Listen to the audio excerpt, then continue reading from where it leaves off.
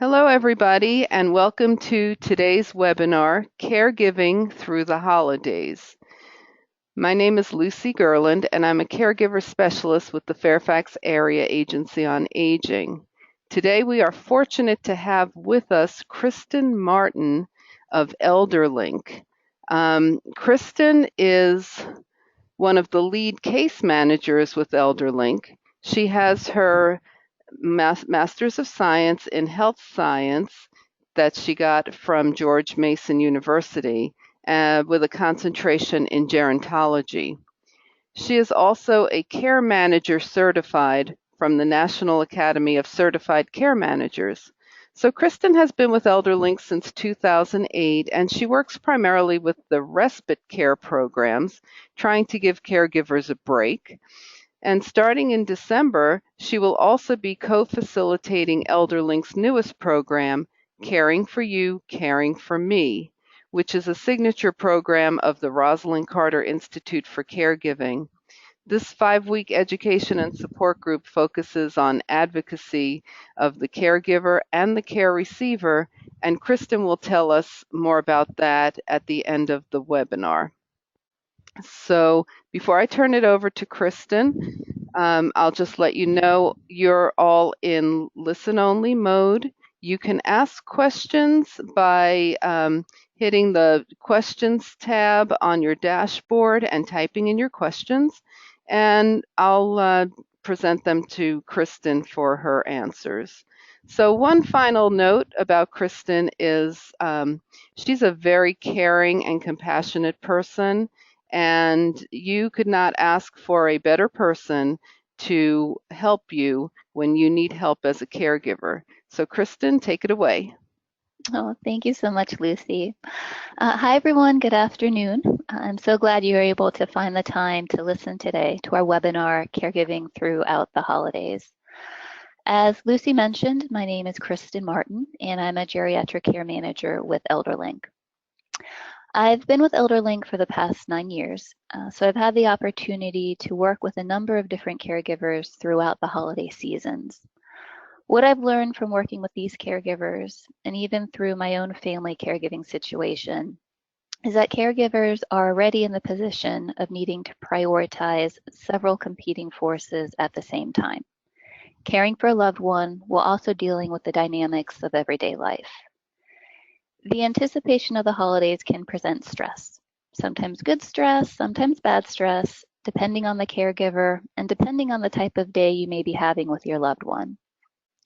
And while we know the real importance of the holidays, celebrating a connection with loved ones, sharing with the less fortunate, this time of year can feel overwhelming with all the other added layers that come along with the holidays.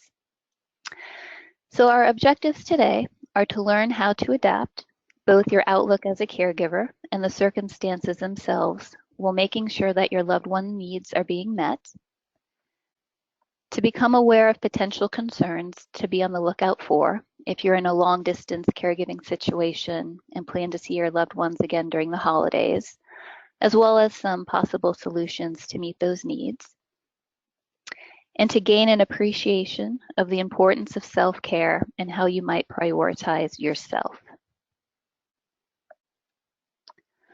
So our family traditions, the special things that our families may do during the holidays, helps to create a sense of belonging.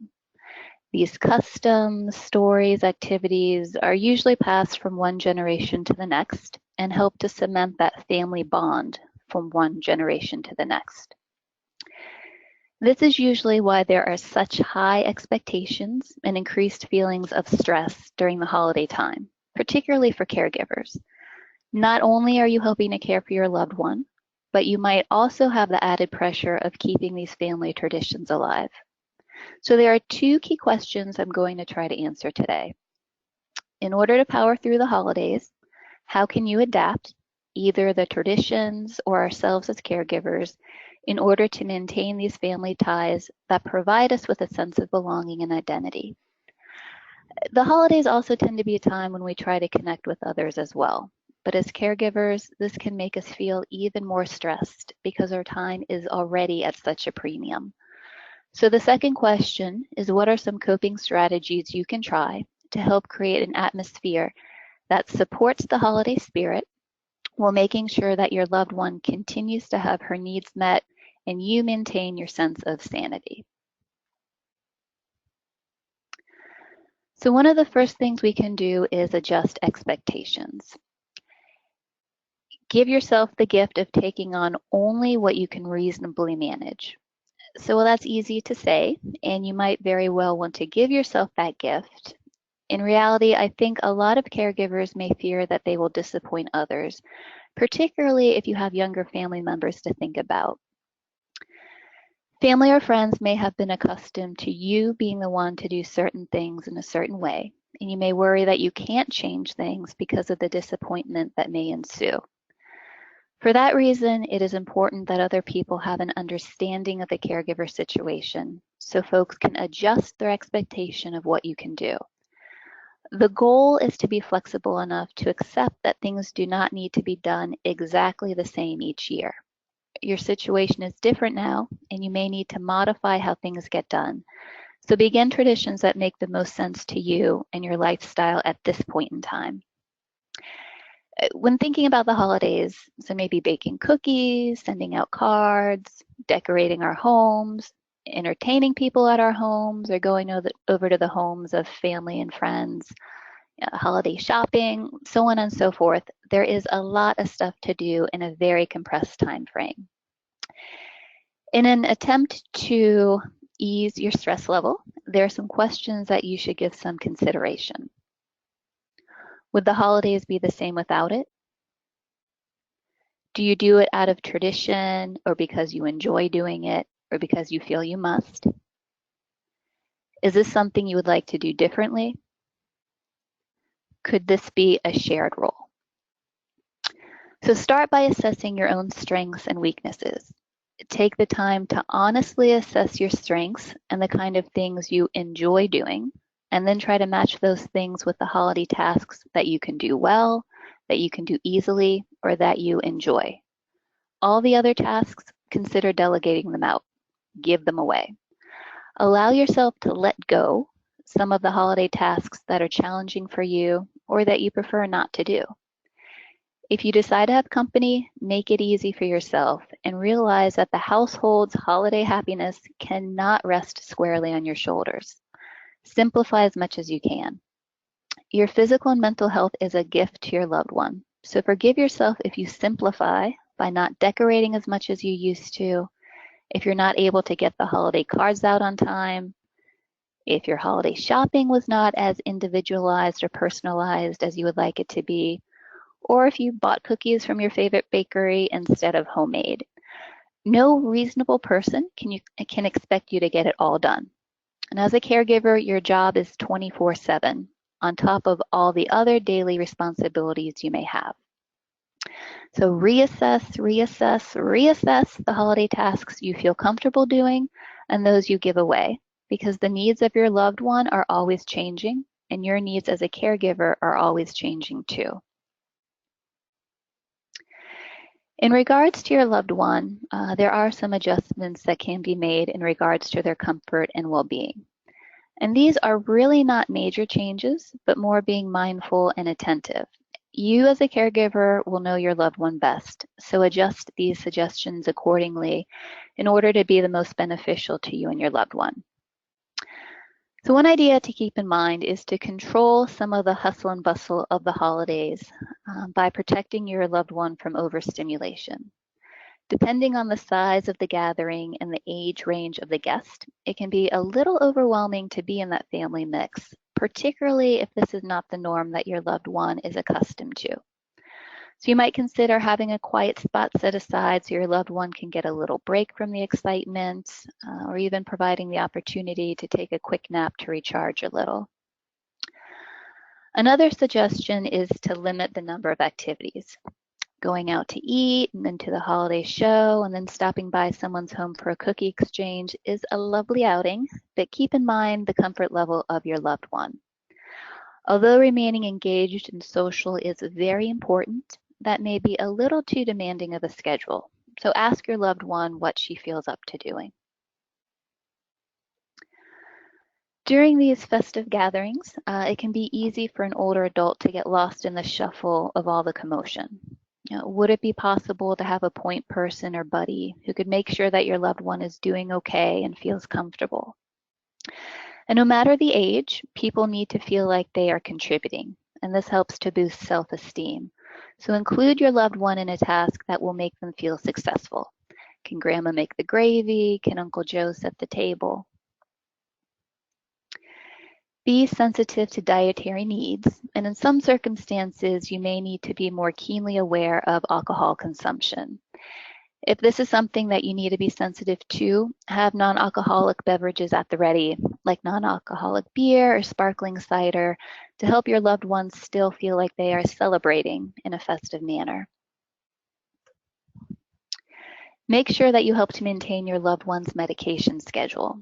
You may need to set alarm reminders for yourself to make sure that meds are being taken at the appropriate time. If your loved one is traveling, make sure that you provide adequate time so no one feels rushed. If you're traveling by car, schedule in stops to use the restroom, stretch the legs a bit. If flying, encourage walking the aisle if your loved one is stable enough to do so. Talk with the doctor to see if compression socks would be recommended. Maybe consider arranging for a wheelchair to use at the airport to help with those long distances. Some of the families I work with encourage your loved ones to wear protective garments, just as a precaution when it may be a little more difficult to get to the restroom quickly. Staying hydrated is very important and can be easy to neglect hydration during traveling. So have little water bottles or travel cups handy, as well as easy, nutritious snacks. If your loved one is coming to visit you, think about how the home environment could be modified to meet their needs. Maybe picking up any throw rugs that could be a potential tripping hazard, making sure there's adequate lighting, maybe even putting a sign on the bathroom door so it can be more easily located. Be aware if your loved one has any difficulty with stairs, and if they do, is it possible to provide a guest room on the main level of the home, or to make yourself more available to provide some additional support while they are maneuvering the stairs. So the suggestion, Kristen, hi. Hello. Wow. So you've already covered a lot of really great information, and I already have two questions touching on topics that you were just talking about. One Sure. is about cooking and participating in the activities. My mom doesn't understand she's not safe in the kitchen anymore. During the holidays, it's especially hard to deflect her because she believes she can still cook the holiday meal like in my childhood. Putting my foot down may hurt her feelings. How do I do it, or what do you suggest? So in that situation, I don't know if the task could be modified where, is there some portion of the holiday meal that she could assist with? So, maybe ripping up the bread for the stuffing, or mixing dough, or some situation where it's not going to put her in danger. So she's not standing over the stove, or using a sharp knife if that's the concern. Another idea might be to have that point person sit with your mom and ask her questions about growing up, have her engage in some sort of reminiscent type of activity, so she feels that she is getting the necessary attention to feel included in the festivities. And I think in this case, too, the questioner might be pointing toward um, if the mom is by herself, that she wants to do all the cooking for the family to come over, and or cook to bring things, and that might not be so safe for her to be cooking by herself. So what you're saying is maybe have some of that preparation be joint. Say, well, yeah, let's do that together. Exactly.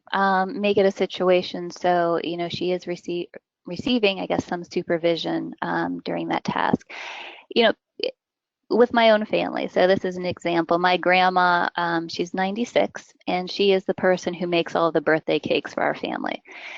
Now, she's not really making them on her own anymore. My uncles are really the ones who are making the cakes, but we say that grandma is the one who is actually baking them.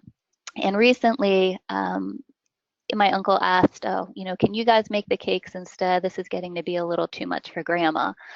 And grandma was sitting there and she said, no, that's my job to do. You're making me feel useless. So it really is, your mom, particularly with that generation, feeding the family is something that I'm sure is very important to your mom. That's a value that she has. And we certainly don't want to diminish that in any way, but it's just finding a way to modify that activity so she does remain safe and included. Right. Thank you. And the second question deals with travel. I feel torn between dual roles. I want to see my grandchildren and they don't travel well. I'd like to see them, but I care for my husband who had a stroke and doesn't travel well either. I know it's never a Norman Rockwell Christmas, but I feel like a Scrooge letting people down. So, in that situation, is it possible to arrange, and this will depend on the resources that are available, but to hire someone to come in to provide your husband with the help that he may need just to give you a little break to go visit with your grandchildren? That's certainly a suggestion or an option that you could look into. Um, this is difficult. It's, particularly during the holidays, people do want to see each other, they want to connect. And it's finding that middle ground while not wanting to disappoint other people. And that's one of the stresses that a lot of caregivers are forced to deal with during the holiday. You feel like you're between a rock and a hard place because there is no good solution to the situation at hand. But if possible, to hire someone to come in so you can get that time to go visit with your grandchildren, have that quality time with them. That would be my suggestion if possible. All right. Thank you, Kristen. Sure. Okay. So let's see. So we just talked about accommodations for people who may have a physical disability. So what are some considerations to make if your loved one has Alzheimer's disease or another form of dementia? So try your best to maintain your loved one's regular routine and schedule. If possible, help to keep your loved one in their familiar and comfortable environment to avoid further confusion, which may then lead to frustration. Encourage family and friends to visit, but instead of a large group gathering, maybe limit to a handful of people at a time. Keep in mind that it may be difficult for people who do not see your loved one on a regular basis to see this person again with the new declines that may be occurring. So before your guests arrive, you may want to prep them about what to expect. Help them to understand that the memory loss and any behaviors are due to the disease process and they are not intentional. Remind the guests that what your loved one may or may not remember is really not important, but what is important is the time spent together, connecting on some level. And then following the holidays, share with friends or family members who visited with your loved one the positive impact of that visit. So this might help to reinforce positive feelings from their visit and lessen any uncomfortable feelings they may have had. That could also cause a ripple effect of being the encouragement they need to visit again or to be more supportive of your caregiving role. Try your best to have activities scheduled earlier in the day rather than at the end when fatigue may start to creep in. And again, limit the number of activities in any especially noisy or crowded areas. We want to try to protect from overstimulation. So just after the holidays, after loved ones are either seeing one another again after an extended period of time, or maybe spending more extensive time together, internal alarm bells may start to go off. This is often when relatives start to notice potential signs of things not quite working as well as they used to with their loved ones, or maybe even, a very obvious and dramatic decline. And while you certainly want to maintain the dignity of your loved one by supporting their independence and being empathetic to changes, which often means losses they are experiencing, there are some clues of potential trouble you should be aware of. And I want to note that sometimes family members may feel like they are prying or overstepping their bounds, but the distinction is what you do with the concerns you have. So this is most likely quite obvious by sight, but when giving your loved one a hug, can you detect any obvious weight gain or loss? If you do, it very well could be just a smaller appetite or maybe the same healthy appetite and less physical activity that is the cause of the weight change. However, the cause could also be something more insidious. It could be a physical illness like diabetes or cancer, maybe arthritic pain or a weakness or unsteadiness that makes it harder to stand for longer periods of time, to prepare a meal, or to go grocery shopping. Did you notice a body odor in your loved one, which may signal an issue with personal care needs due to either physical difficulties, maybe a chronic pain or a weakness, some unsteadiness that causes a fear in your loved one about a potential fall, or could it be a sign of dementia or a low mood, possible depression? Try to take a look through the mail. Is mail piling up? Unpaid bills or past due notices could be an indication that your loved one is having some trouble handling the finances, which is a very common first sign of dementia. Personal letters and cards are usually more of an unexpected surprise in the mail these days. So if you're finding these unopened envelopes, it could be a clue to pay attention to. Another potential flag may be thank you notes from charities. Your loved one may have a very giving spirit, but older adults can also be very vulnerable to scammers who prey on their generosity.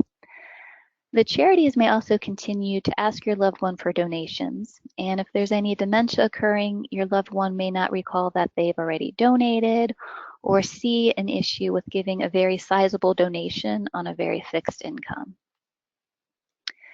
If your loved one is still driving, are you noticing any new scrapes or dents? Are the tags and inspection stickers up to date? If you have the opportunity to drive together, watch for any signs of impaired driving, such as difficulty staying in their lane, a slow reaction time, tailgating, driving too fast or too slow, confusion over the gas and brake pedals. Concerns about driving are often one of the most difficult conversations that a family can have because driving is such an important symbol of independence. Take a look in the fridge and cupboards. Is there sufficient food? A lack may indicate difficulty shopping or could be financial troubles.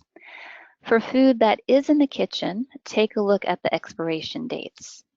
Are the stove, microwave, and oven all functioning properly? Do you see any signs of carelessness in the kitchen, maybe unwiped spills or any burnt pots and pans? How about the living areas? Are items piling up, creating areas of clutter? Excessive dust or dirt or grime may indicate that your loved one physically has some difficulty completing household tasks. The ability to bend, turn, reach, pushing a vacuum is now a challenge. Or maybe it's an issue of poor vision, so they don't actually see the cobwebs in the corner. Could this also be a sign of dementia and your loved one no longer has the cognitive ability to follow through with the necessary steps of basic housekeeping duties?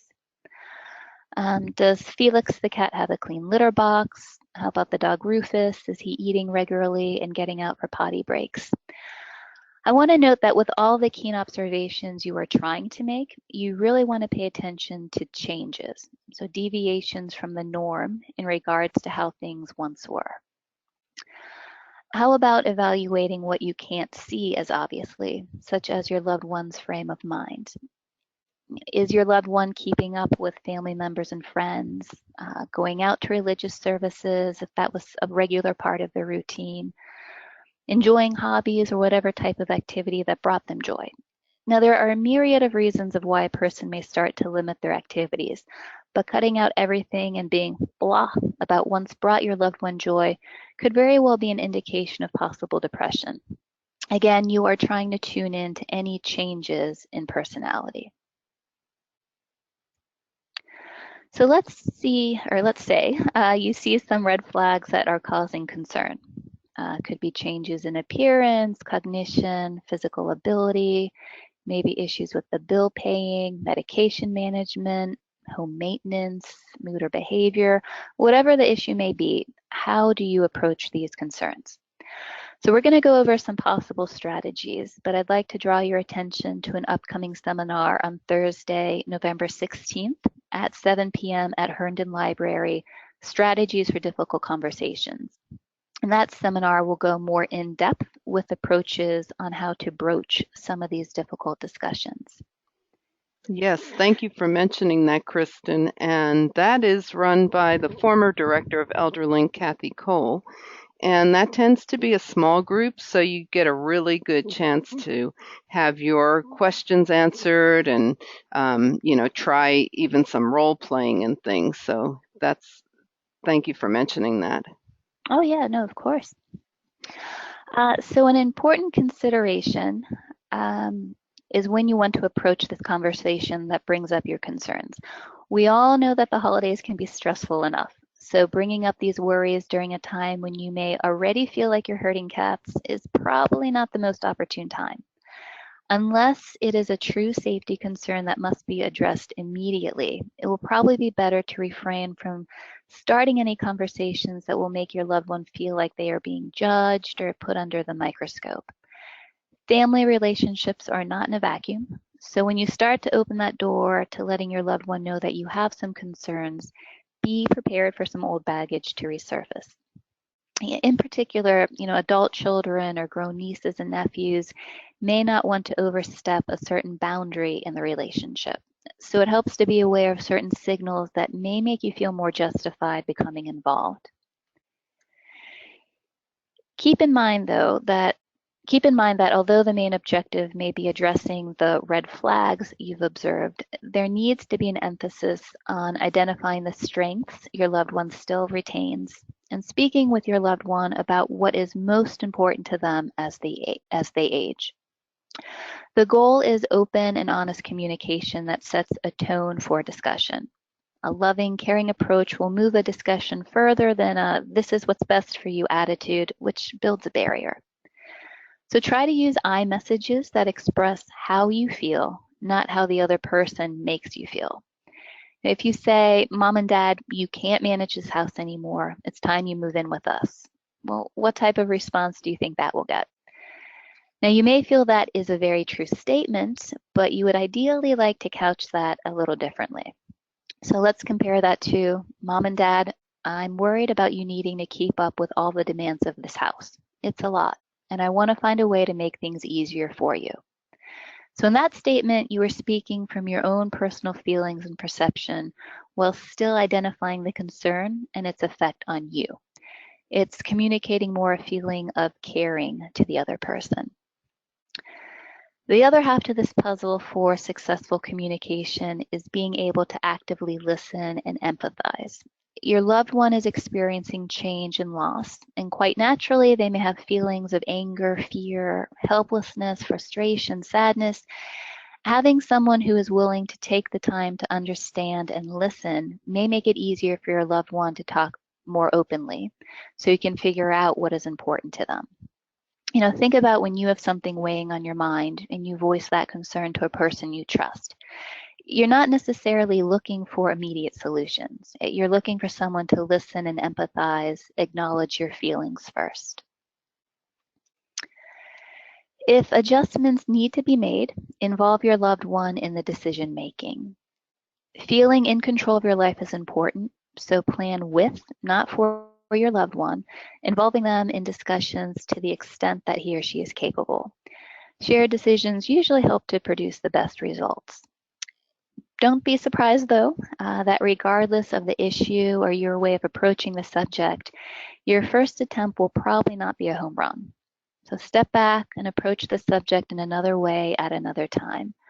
Allowing your loved one time to adjust to the seriousness of your concern is important, and major issues are rarely resolved in a single discussion. Only if your loved one is lacking mental capacity or there's evidence that lives are being endangered should you question their ability to make decisions. It's important not to assume that a person is mentally incompetent just because he seems eccentric or she refuses to do what you think is best. Mental competency needs to be assessed by professionals, and in these situations, a family needs to take preventive action. When taking steps to address an issue, it's best to have a plan, so possible solutions to the perceived issue at hand. Learn about the cause of the issue. Is it due to a physical change, a medical condition, loneliness? Then figure out what resources are needed to learn about those available resources to meet the identified need. But again, no matter the level of caregiving being provided, the goal is to create a caregiving plan based on the needs and wishes of the person who will be receiving the care. Maintenance of a lifestyle that suits the individual is key to well-being in later life. And it can sometimes be a challenge to help loved ones maintain their independence. But with information about resources and services that fits their needs, you will at least have the satisfaction of knowing that you're doing all you can to be supportive of their needs and wishes.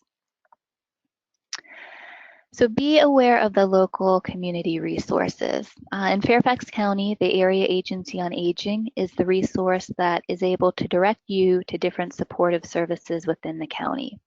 Home-based care services, such as assistance with bathing, help with laundry, light housekeeping, and respite services for the caregiver are income-based, while others like Meals on Wheels or volunteer services have no income qualifications. Depending on the need, and if your loved one does not qualify for services, the Area Agency on Aging can direct you to possible private pay options that may be available. The Office of Aging may have a different name depending where your loved one lives, and the core services may also vary, as well as the requirement for services. Faith-based communities and local nonprofits may be another avenue to explore for possible assistance. If there are family members and friends also involved in the caregiving situation, Lots of Helping Hands is a free website that allows the members to coordinate care schedules, communicate through message boards, and even share photos with one another. The goal of in-home support services is to help individuals remain as safely and as independently as possible within their own homes. Transportation and shopping, home-delivered meals, and house cleaning services can make a big difference in helping an individual remain within the community. If home repairs or modifications are needed and cost is a concern, again, check with the local Area Agency on Aging to see what grants might be available to explore. If nutrition is the worry, in-home meal services may be the solution. So this could be Meals on Wheels, frozen food delivery such as Schwann's, companies like Mom's Meals or Diets to Go, or maybe just grocery store delivery like Peapod. Bill paying assistance is usually handled by family members or by private pay money managers. But what do you do if there may be more troubling concerns that are not a quick fix? So needs more help with personal care and hygiene, concerns about driving, medication management, issues with isolation or depression, and is it safe for your loved one to be alone, or is more supervision needed? So let's take a look at personal care, poor hygiene. So not changing clothes frequently, noticing an odor, essentially observing a change in your loved one's normal appearance. Sometimes it could be an easy fix, like the installation of a grab bar and getting a shower chair or transfer bench, maybe moving the washing machine to the main level of the home. But if more assistance is needed, help is available. So there are public programs that may be available through your loved one's local Area Agency on Aging to help with bathing and housekeeping. These programs usually have certain functional and financial requirements. For individuals who may need a higher level of care, so a skilled nursing need, dependencies and activities of daily living, issues with orientation, the Medicaid waiver programs, such as the ED/CD waiver or PACE, may be consideration. Again, these options are designed for individuals who are considered nursing home level of care and the financial and functional criteria vary by state. The EDCD waiver, which stands for Elderly or Disabled with Consumer Direction, is able to provide supervision during the day. A safe plan of care needs to be in place during the overnight hours and on days when the aide is not there, but this program can pay for in-home care services as well as adult day health care. PACE, which stands for Program All-Inclusive Care for the Elderly, is another option under long-term care Medicaid, although a private pay option is also available. PACE operates more like a health insurance program, and people enrolled in PACE have all of their medical care coordinated through the program. The weekday supervision is provided in a daycare setting, and the individual may receive in-home care support services such as help getting ready in the morning or getting ready for bed.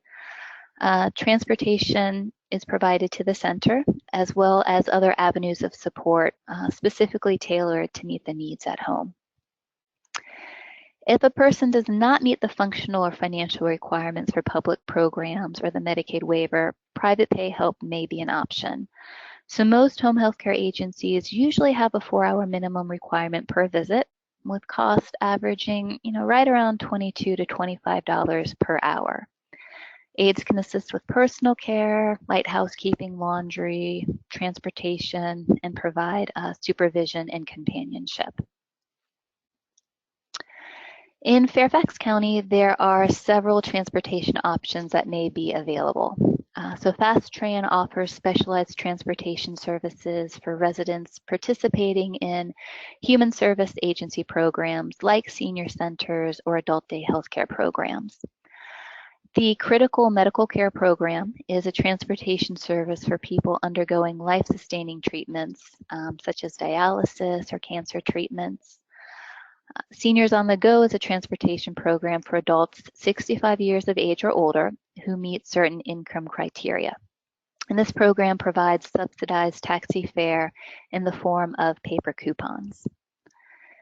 Fairfax County also offers volunteer transportation to medical appointments and grocery shopping, as do some community groups like the Shepherd Center. And these programs do not have income requirements.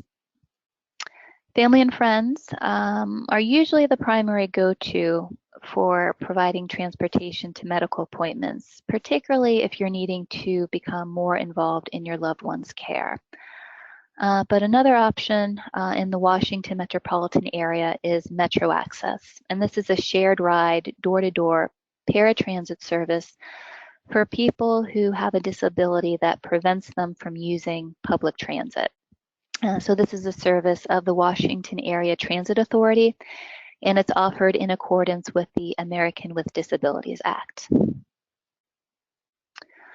Medication mismanagement may indicate that greater need for supervision. There are medical reminder systems available. These systems sound an alarm when it's time to take the meds, and if the meds are not picked up, then a phone call is made by the monitoring company to an identified caregiver who can then follow up with the individual. It could be a simple fix of talking with the doctor about simplifying the medication system, so taking the pills at breakfast instead of at different times throughout the day. In Northern Virginia, there are also pharmacy groups that offer prepackaged medication systems, and these groups really do a lot to alleviate medication confusion. The medicines are dosed into individual packets according to the time of day. The pharmacist will also coordinate all the prescriptions with the doctor and deliver the medication to the home each month. So there's no more worry about running out of the prescription or making arrangements to get to the pharmacy to pick them up. Having a family member or friend provide medication oversight, so actually setting up the medications in a pill box, may be another solution to consider. Again, if your loved one is having difficulty understanding and completing the medication schedule, that may indicate the greater need for supervision. Safety measures are no substitute for supervision, and supervision is needed when there are questions about a person's ability to safely make decisions about well-being. What would they do in an emergency? Are there concerns about wondering, about leaving the stove on? When it comes to safety and supervision, the goal needs to be providing the appropriate care in the least restrictive environments. If there is question about judgment, then a safe plan is required 24/7. Possible options to provide supervision include home health care aides, adult day health care, moving in with family, or transitioning into an assisted living or nursing home. If you are considering the option of moving your loved one in with you, you must think about how realistic it is for you to assume that role of primary caregiver. Relationships, again, are not in a vacuum, so you really need to think about what impact that type of transition will have on you and your own family. There are several housing options to consider. The desire for most is to age in place right at home, and that may be possible with the addition of supportive services and a safe plan of care in place. But for loved ones who cannot or do not want to stay in their own homes, several options are available. Independent living, like senior apartments or congregate housing, may be an option for a person who is healthy and essentially independent. Some independent living sites may provide meals and housekeeping, but the resident must be able to care for themselves. Assisted living is designed for people who require help with daily living. So this would include meals, housekeeping, as well as that assistance with bathing, dressing, toileting, medication management. Assisted living facilities can also provide memory care for individuals who have dementia. People needing that higher level of care may need to consider nursing home placement. Now, this is a very expensive option, and people usually apply for long-term care Medicaid to meet the cost. Possible alternatives to facility placement for folks needing that higher level of care could be the EDCD waiver or the PACE program. All right, so now we're going to focus a little bit more on you as the caregiver. Caregiver is an extremely difficult job. It can be draining, demanding, and exhausting, both emotionally and physically. And we often struggle with perfectionism and expect perfect performance from ourselves in all areas of our lives, including caregiving. So we already have this caregiving ideal placed on a pedestal, and now we throw in the mix that is approaching the most wonderful time of the year, the holidays. And what was before some difficult terrain to navigate has become even more complicated and exhausting. The thing about caregiving, though, it is not perfect by nature. It is based on trial and error, determining what works best for you and for your loved one. It really needs to be an individualized situation. And this quote unquote perfect plan will continue to change over time. So when thinking about the holidays, a lot of us have what we might picture as these Norman Rockwell-esque pictures in our minds. And we may compare ourselves to the Joneses who appear to have it all together. And the result of having these high expectations for the holidays and expecting perfection in our caregiving role is a very high order. During the holiday time, you may experience conflicting priorities. So that the feeling that requirements for one of life's roles, such as being present to celebrate the holidays with the traditions that you want to uphold, conflicts with the requirements of caregiving. It's that feeling of wearing too many hats, of trying to please everyone, but feeling that ultimately you are pleasing no one. So it's important to recognize and acknowledge that providing care places very real and tough demands on you. You have the physical demands to meet the basic needs of your loved one, as well as the emotional demands of stress and worry. Again, acknowledge the expectations for caregiving, expectations you have, expectations your family may have, and expectations your loved one may have as well. So what are some strategies to reduce caregiving stress around the holidays? And these are really strategies that should be used year-round, but particularly during the holidays, it's important for caregivers to have these reminders. There needs to be a prioritization that focuses on you as the caregiver. When there are competing needs, caregivers usually cut back on themselves. It's a thought that something's got to give, and my needs as a caregiver are the easiest thing to deny. So you do not prioritize yourself and your medical needs, your physical needs, your emotional needs, that need for joy and life satisfaction. And why is it that if you do prioritize yourself, that somehow makes you feel like you are being selfish or uncaring? Rationally, you know that you have to be healthy and strong to provide healthy and strong care. Just like the instructions for the oxygen masks on the airplane, you need to put the mask on yourself first and then on others in your care, because you can't help them if you can't breathe. So a caregiver's calendar is often dotted with medical appointments, but chances are that the majority of those medical appointments are for your loved one. Again, it's the thinking of putting your loved one first, and the caregiver will often neglect their own needed appointments. Taking care of your own routine medical matters can help you better manage with some of the caregiving stresses that you may encounter. You also need to take care of your own physical health. Again, as a caregiver, chances are that you are on your feet and moving around quite regularly in order to meet the needs of your loved one, as well as with keeping up with the daily duties of running a home or going to work. Even with all that movement, it is still very important to exercise regularly. So find the time of day that works best for you and really commit to whatever type of exercise you most enjoy. So you may be thinking to yourself that you do not enjoy exercise, but exercise likes you. It's that increased energy, better sleep, a reduction in stress level, increased strength and flexibility, increased blood flow. These are just some of the benefits to consider. You can keep it simple and modify to best fit your schedule. So if you can't manage a 30-minute block all at once, could you maybe manage to break it up into a 10-minute block 3 times a day instead? Set goals for regular breaks that happen daily, weekly, monthly, and yearly. Again, as caregivers, our own need for joy and life satisfaction often gets put on the back burner. A daily break could be reading for 30 minutes, meditating, or even just sitting on the couch and not doing anything else. No bill paying, no folding laundry, just sitting there and watching a show you like. Weekly might include going to your place of worship or walking around the mall. Monthly might be scheduling time with friends, grabbing coffee, going to see a movie, a meal out.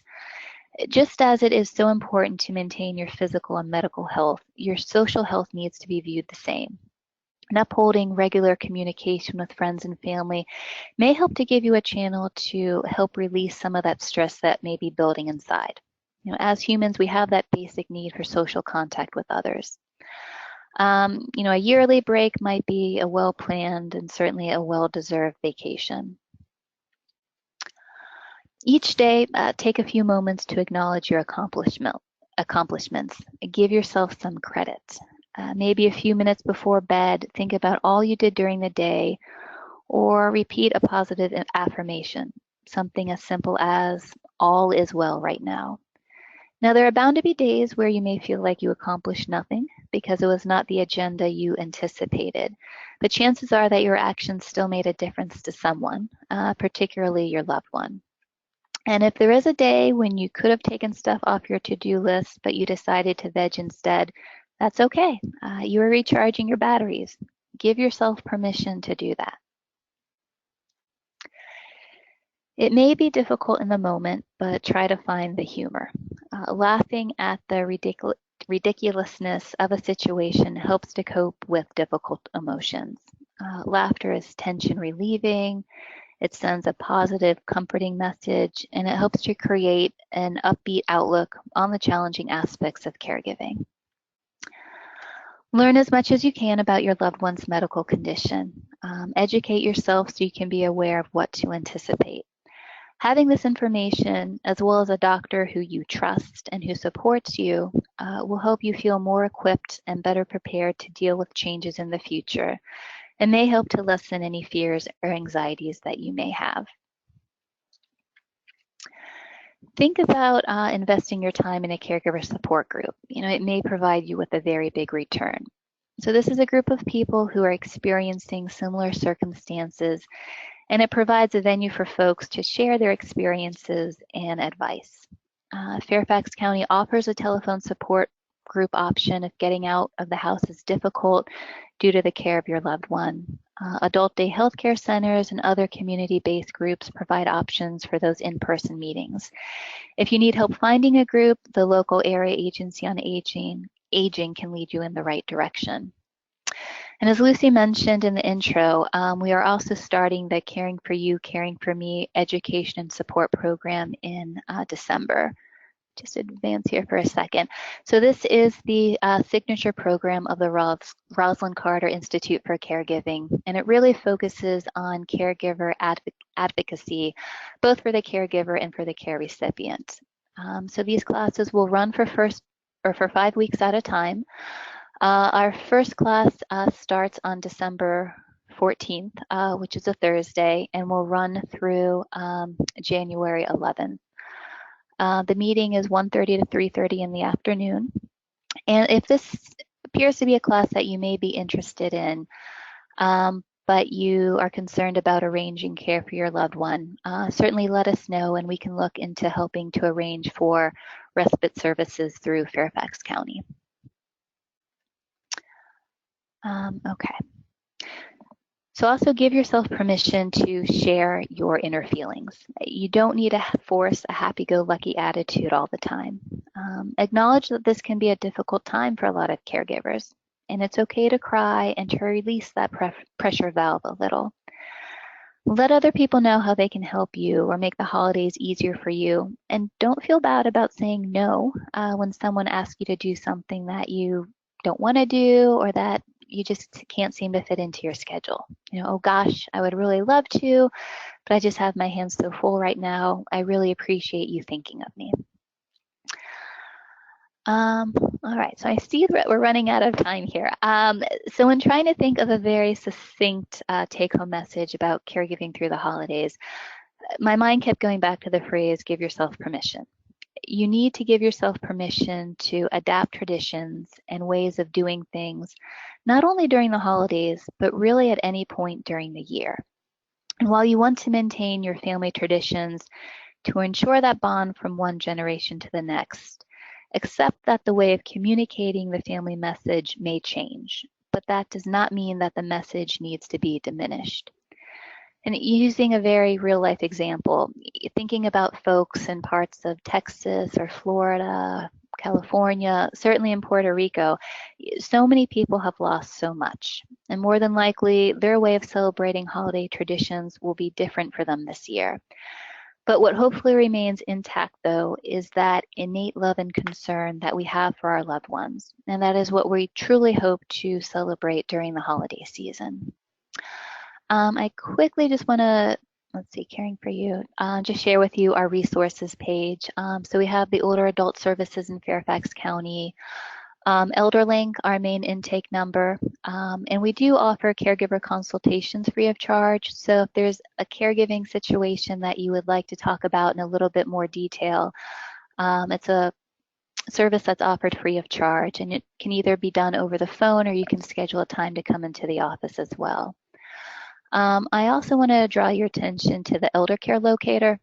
And this, for any folks who are not located in Fairfax County, or if you're caring for a loved one who doesn't live in Fairfax County, this website will help to link you with information for the local area agency on aging where your loved one lives.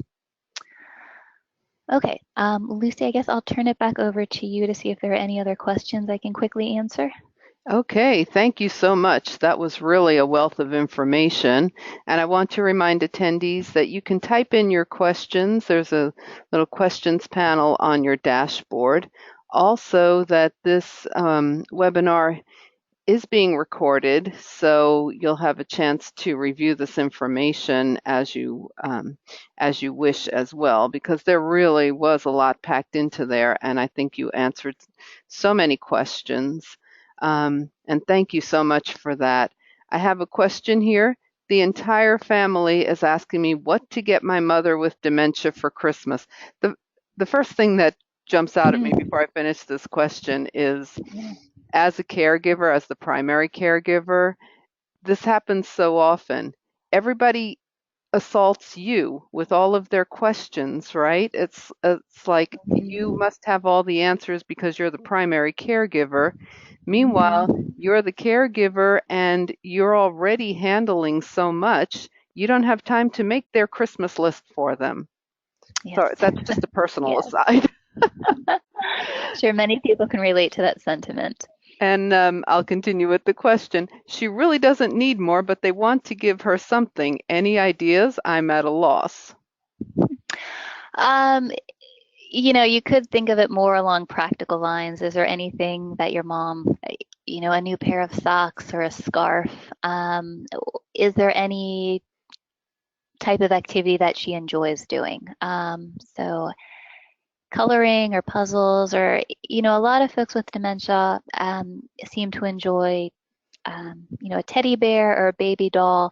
So it's really, I guess, trying to, depending on what your mom seems to enjoy doing during the day. And it certainly doesn't need to be a big gift. But, I certainly understand family members wanting to, show their love and appreciation by giving a gift, but maybe think more along the lines of something practical or something fun that your mom can fidget with, certainly depending on what stage of the disease she may be in. Yes, and I have to say it's also on some level it's nice of them to consult with you. Kind of what's going through my mind now is if I have a 2-year-old and a family member gives them a set of drums, I would not appreciate that. I would rather they ask me what to get him first. Um, also, and so your suggestions I heard were very good. One thing that could be a gift to you as the caregiver and your loved one is for them to do something with the loved one. Take them somewhere. Mhm. That gives you a break, and it also gives them some enjoyment. Gives the That's a win-win. Very good suggestion, Lucy. women. You can tell I've been a caregiver for a while, right? And I must say that as a caregiver, I have benefited greatly from a lot of the resources that Kristen has mentioned today. The 1 hour caregiver consultation she mentioned is a wonderful opportunity for you to get some personalized help, and it's free. Where does that happen? It is just, and the people that you will talk to are just so caring. And our caregiver resource line, our ADCR, is also staffed with wonderful, knowledgeable, caring people. The telephone support group that Kristen mentioned is staffed by a wonderful, caring individual as well. So look into some of these resources. And if you have any questions about how to access them, just call the number 703 324 7948, and that is our Aging, Disability, and Caregiver Resource Line. And they can help you with a lot of your issues and questions and point you toward more. So, once again, thank you so much, Kristen. This was so wonderful and so helpful. Oh, thank you, everyone. Thank you for taking the time. And as you sign out, there should be a quick survey. We appreciate if you would take the time to fill that in and give us your ideas about our webinar series. Thank you, everybody.